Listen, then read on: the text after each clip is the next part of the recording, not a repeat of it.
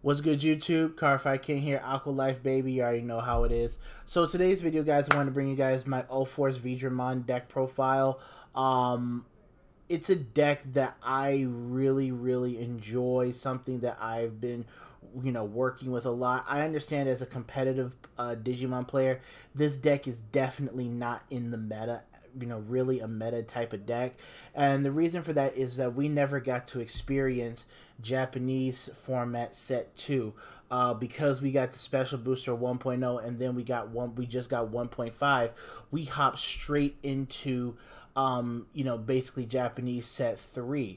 And so this deck never really is never really going to get its chance to really shine and be considered, a tier 1, high tier 2 type of deck. But this deck does have really, focuses on the OTK potential of Ulforce, which is one of my all-time favorite Digimons, as obviously Veemon is as well.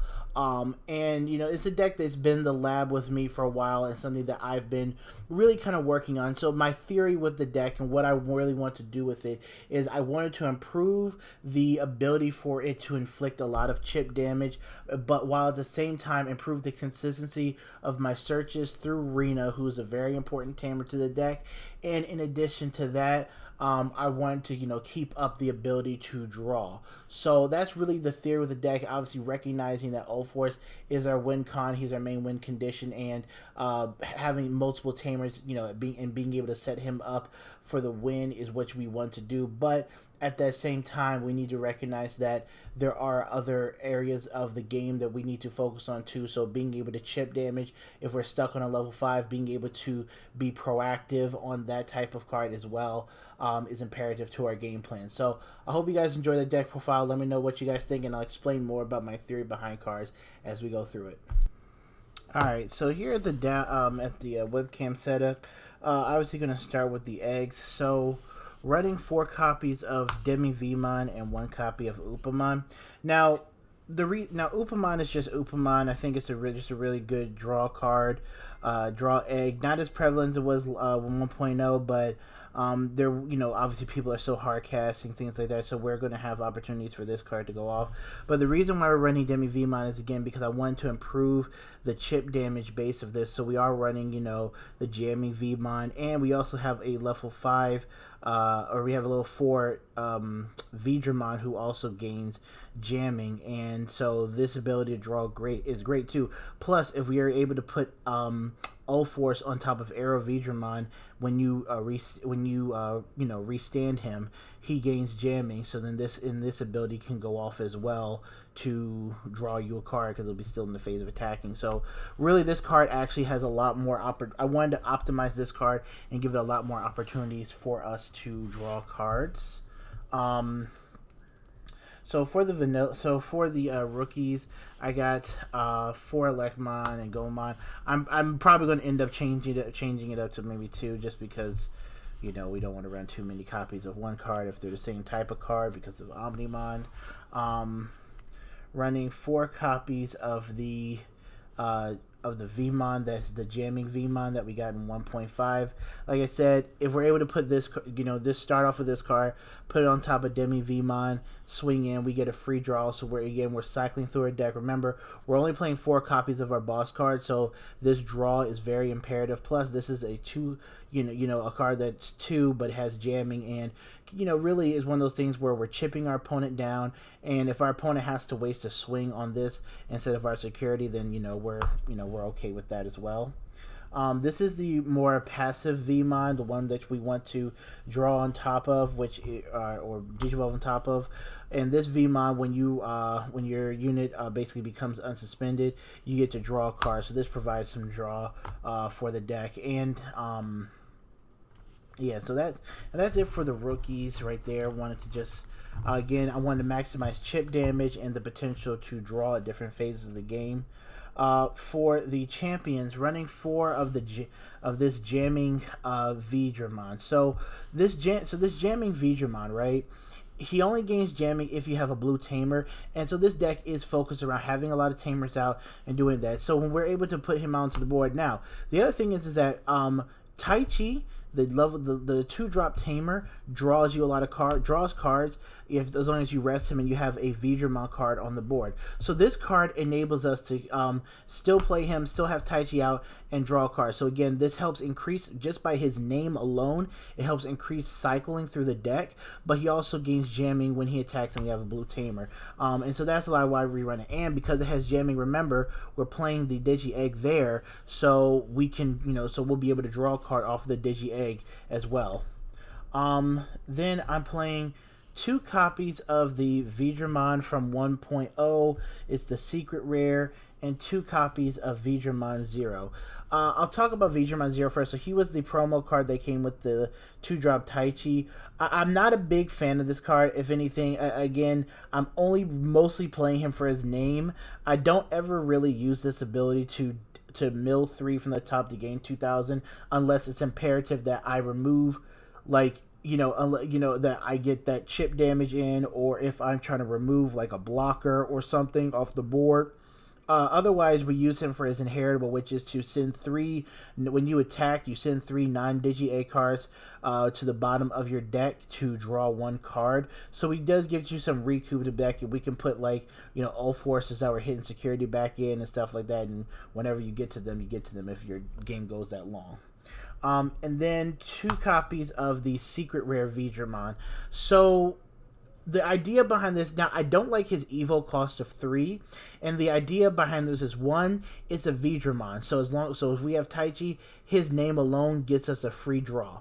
The other thing is that he can be a decent card to chip damage if you have like Arena on the board, or if you rest Taichi, make him 7k, he can like maybe swing over like rested cards or whatever it is, and you can chance swing it. He doesn't have jamming, but you can chance swing it at the security restanding, and then when he restands, if you're on top of this Veemon, then you get to draw a card. So again, another opportunity to draw.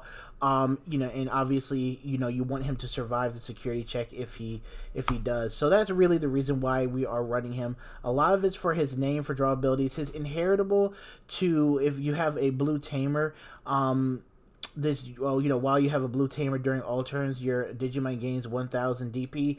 I actually kind of like this inheritable because it happens during all turns, so it puts our Ulforceveedramon at a base of 12k, or it puts whatever is on top of him at just a higher base, like a Mastermind or Vegemon just at a higher base, 9 or 8. So that can come in handy when dealing with certain things or whatnot. So that's reason why I'm running him.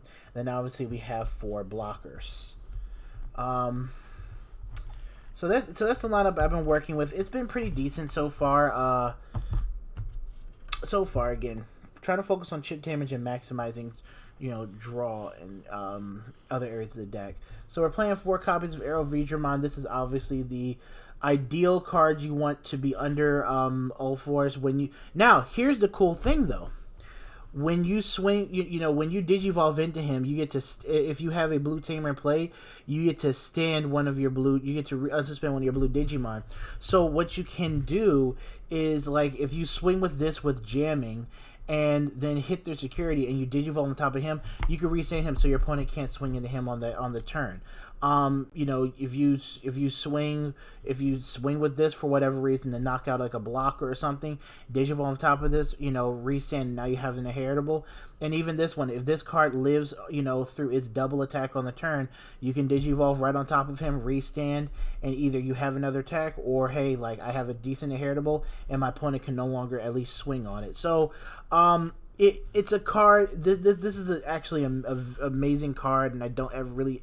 He just will never go down from 4. His inheritable is during your turn when your Digimon becomes unsuspended. So when Ulforce restands, it gets jamming, and that way you don't need to worry about whatever your power is. It doesn't matter. Your Digimon's gonna have jamming, and then you just rip through their security. And And then last I'm playing is 4 copies of Mastermind. So I know a lot of people run Vegemon in their deck. The reason why I chose to run Mastermind is really just for the 8K base.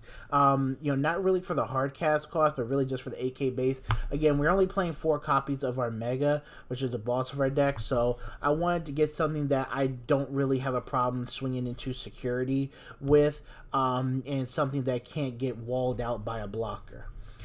So that's essentially the reason why it's here. Same cost, but just can't get walled out by blocker, and you know is a lot more. You know, it's a lot safer when you're hitting security. And then obviously the boss unit of the deck, we have 4 copies of Ulforceveedramon. I got my 4 alternate artwork, so I'm very proud of that. Yes, yes, yes. Easily the boss of the deck. I absolutely love this card.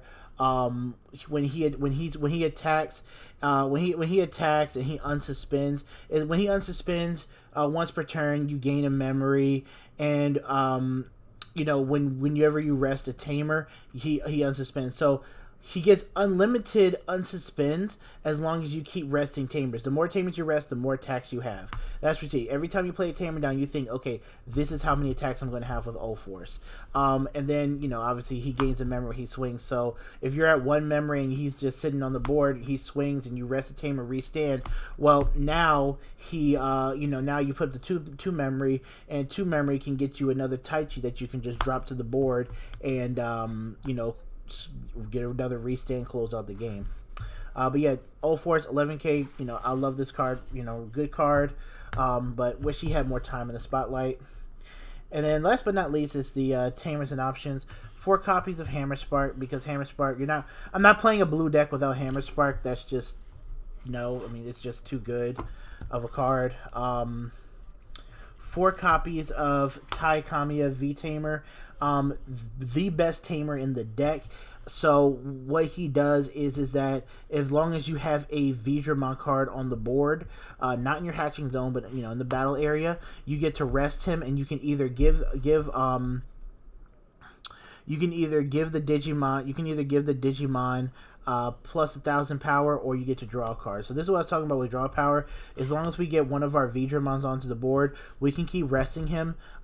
We can rest him every turn and you know, really just start cycling through our deck and drawing cards. And he's only a 2 cost, so pretty cool. 3 copies of my girl Rena. So when she gets played, you get to look at the top 3 cards and choose a card with V in its name and add it to your hand. So again, we're playing a lot more V's, you know, Vegemon and Veemons, because we want to max out on her ability to find us that Ulforce, find us a V card, something that fan, because I hated calling her out and then whiffing on the search, so I wanted to increase her search capabilities. And when you attack with a blue Digimon, you rest her, and that blue Digimon gains 1,000. So she's probably the best card when you start attacking. You want to rest her first when you're doing Ulforce combos. And then we're playing 2 copies of Matt. Honestly, you can take one out. You can take out Arena, whatever it is. I'm playing 2 copies of Matt because this deck definitely works off of 3 memory very well, and opponents are going to try memory choke you. So I wanted to play Matt Ishida because unfortunately these 2 don't set your memory to 3. This card does, and you know, and it also can serve as another attacker. Like if you have this all on the board, whenever you drop if you hard cast like a blue Digimon, like a level you know, a 2 drop or 3 drop, whatever it is, you can rest him to you can rest him to kill a source on something. But more importantly, this is a tamer that is restable by performing an action, and that means that this is just another restand for Ulforce. And you can actually use this card defensively. Like if you've used this offensively, you haven't killed your opponent, you have this on the board, it's like, okay, well, I can hard cast out something, rest this card, now my Ulforce restands, so now my opponent has to use some type of ability, an option or Digimon ability, to remove my Ulforce instead of just swinging over it. So that's the reason why I am playing this. But that is the deck profile, guys. I really hope you guys enjoyed it. Definitely stay tuned for more. We're going to be cranking out a lot more Digimon content. I believe that the next deck profile we're going to be uploading is the deck that I'm going to be playing in tournament this weekend, and it's going to be my Imperial Dramon deck profile. But hope you guys enjoy it. Like, comment, subscribe. Aqua Life, baby. Ulforce. Let's get it.